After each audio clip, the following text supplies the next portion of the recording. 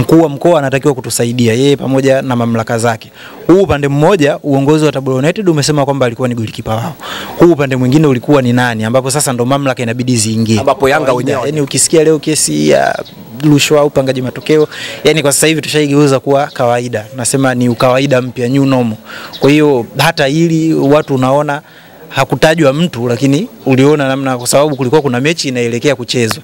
So kwa sababu kwenye pande mbili zilikuwa zinaenda kucheza kwenye mechi, mmoja ndio ambao ulikuwa unatajwa, ilikuwa wazi kwamba wale wengine wangehisi Yanga wao kukaa kimya kwa sababu wao si swala ambao lipo kwenye mikono yao, kwa maana kwamba wao sio watu ambao ndo wanalalamika.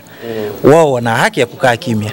Yule ambaye analalamika ndiye ambaye anatakiwa approve. Ikifika stage kwamba mlalamikiwa ni fulani. Bwana, hii ni Like Media. Tuko hapa kwa ajili ya kupiga story nyingi za kimichezo. Kama ambavyo nafahamu zipo story nyingi sana ambazo naamini kabisa utatamani kuzifahamu. Kitu gani kinachoendelea kwenye story hizo na vitu vingine kama hivyo. Utakuwa nakumbuka issue ya Tabora United na Yanga, mchezo ulishachezwa, Yanga kaibuka na ushindi pale katika dimba la Al Hassan Mwinyi Tabora. Lakini kuna story nyingi ambazo zilikuwa kabla ya mchezo. Pengine inawezekana mchezo mara baada ya kumalizika stories zile zikawa zimeisha.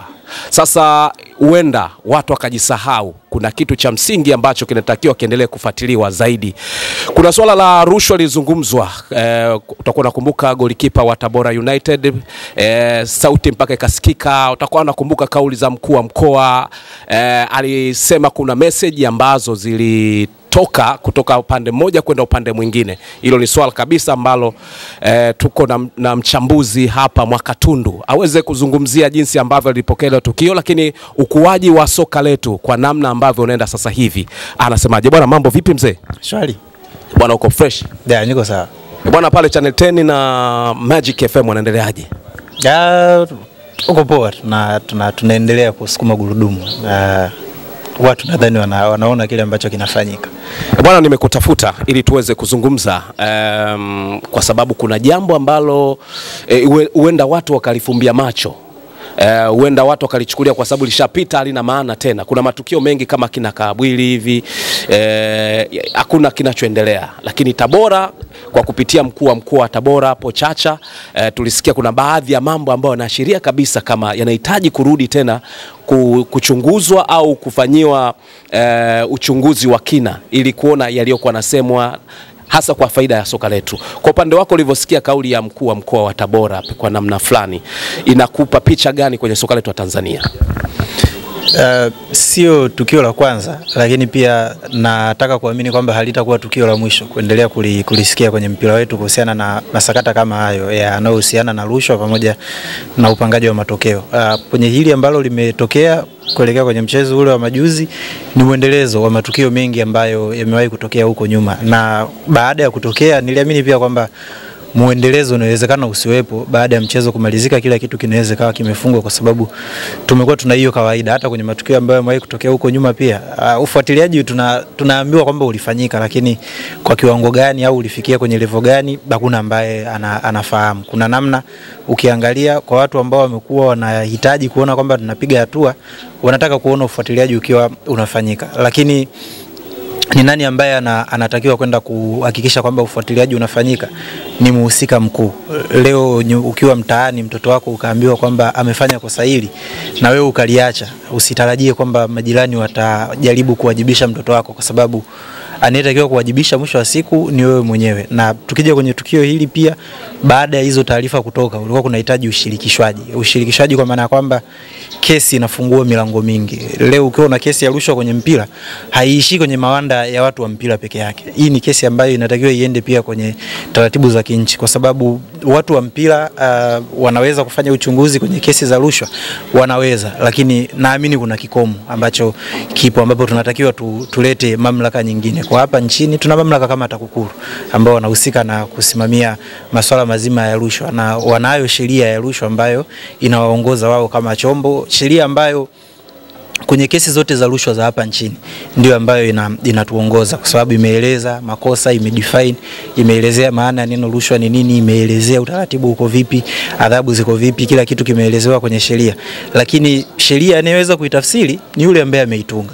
Ukienda kwenye sheria za mpira na kanuni zake, mahakama haiwezi katafsiri kanuni za mpira, sio? Pamoja na sheria.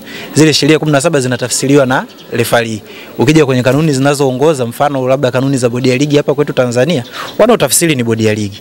Bodi ya ligi ukiwapelekea kesi ya rushwa, wanaweza kwa kutumia kanuni zao wao wakaishughulikia, lakini kuna stage ikifika, hii ni kesi ambayo inapaswa kupelekwa kwa mamlaka nyingine. Na ndio hapa watu wengi wanatengeneza wasiwasi. Umezungumzia kesi ya Kabwili, tulikuwa nayo, alizungumza, tukaambiwa uchunguzi unafanyika. Mpaka leo ni nani ambaye alichukuliwa hatua kwa wakati ule? Hakuna ambaye alichukuliwa hatua kwa wakati ule. Kwa hiyo kuna hayo mazingira ambayo tumeyatengeneza, ambayo kwa lugha ya huku sisi tunaotazama, kwa sababu hatujaona hatua zote zikichukuliwa, unaweza kusema yanaendelea kwa sababu wanaona hakuna ambacho huwa kinachukuliwa, na ndio maana tumeweza kufika hapa ambapo tupo. Imekuwa kawaida, yani ukisikia leo kesi ya rushwa au upangaji matokeo, yani kwa sasa hivi tushaigeuza kuwa kawaida. Nasema ni ukawaida mpya, new normal. Kwa hiyo hata hili watu unaona hakutajwa mtu, lakini uliona namna, kwa sababu kulikuwa kuna mechi inaelekea kuchezwa.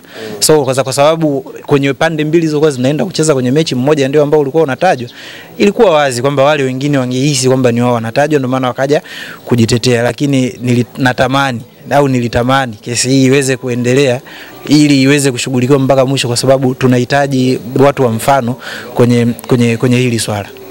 Ukiangalia swala la tuhuma ambazo zilizungumzwa na level ya mtu ambaye anaitwa mkuu wa mkoa, ni kwamba lazima kuna ukweli wa tukio ambalo limefanyika, na alikuwa analenga moja kwa moja mchezo kati ya Tabora United na Yanga, kwa maana mwathirika mkubwa wa mazingira hayo ni upande wa Yanga. Si unaelewa? Unaonaje kama Yanga wakiendelea kukaa kimya, italeta picha gani? Na mkuu wa mkoa ana vyombo kabisa ambavyo vinastahili kufuatilia ya mambo ndani ya mkoa wake, nao likaishia hewani, utakuwa na picha gani? Ni swala ambalo kwanza linafikirisha, kwa sababu kwa level ya mkuu wa mkoa kuzungumza, sitaki kuamini kwamba alizungumza from nowhere. Alizungumza kwa sababu alikuwa na uhakika na kile ambacho alikizungumza. Kwa hiyo yeye kwa cheo cha mkuu wa mkoa ana cheo kingine, mwenyekiti wa kamati ya ulinzi na usalama ya mkoa, anawajibika kwenye matukio yote ambayo yanatokea kwenye mkoa wake. Kwa hiyo hata hilo baada ya kufika kwake lilikuwa linapaswa kushughulikiwa. Limetokea hapa karibuni, kwa hiyo hauwezi ukasema kwamba alishughulikiwa, kwa sababu vipi kama lipo linashughulikiwa na mamlaka husika. Na bahati nzuri mkuu wa mkoa si kiongozi wa taasisi ya mpira. Yeye yupo kwenye upande ambao nimeuzungumza mwanzo, kwamba upande wa serikali au siasa ambao ndo wanasimamia hizo sheria. Kwa hiyo yeye kama mkuu wa mkoa anaweza akaviagiza vyombo viweze kufuatilia kwamba hili swala lilikuwaje, kwa sababu kutolewa zile sauti au kusemwa tu kwamba kuna hili na hili haimaanishi kwamba hicho kitu kipo. Siku hizi tupo kwenye dunia ambayo imekuwa sana kiteknolojia. Mtu anaweza katengeneza sauti yako na ukiisikiliza mtu mwingine anaweza akaamini kwamba ni wewe ambaye unazungumza. Imetoka sauti ambayo viongozi wa Tabora wamethibitisha kwamba upande mmoja ambao ulikuwa unazungumza ni upande wa golikipa wao, upande mwingine hakuna mbea na ufahamu mpaka sasa hivi, zimebaki guessing. Alikuwa ni upande huu, lakini hatuna uhakika kama ni upande huu ambao unatajwa. Maana yake ni kwamba hapa sasa ndo ambapo mkuu wa mkoa anatakiwa kutusaidia yeye pamoja na mamlaka zake. Huu upande mmoja uongozi wa Tabora United umesema kwamba alikuwa ni golikipa wao. Huu upande mwingine ulikuwa ni nani, ambapo sasa ndo mamlaka inabidi ziingie, ambapo Yanga wenyewe hawajatoka na kusema kwamba, kwa maana kukanusha. Ina maana ni kama wamekubali kwamba ni sisi tunahusika, au unataka kumaanisha nini? Kwa hata viongozi wa Tabora ukiwasikiliza, sioni mahala ambapo waliwataja Yanga.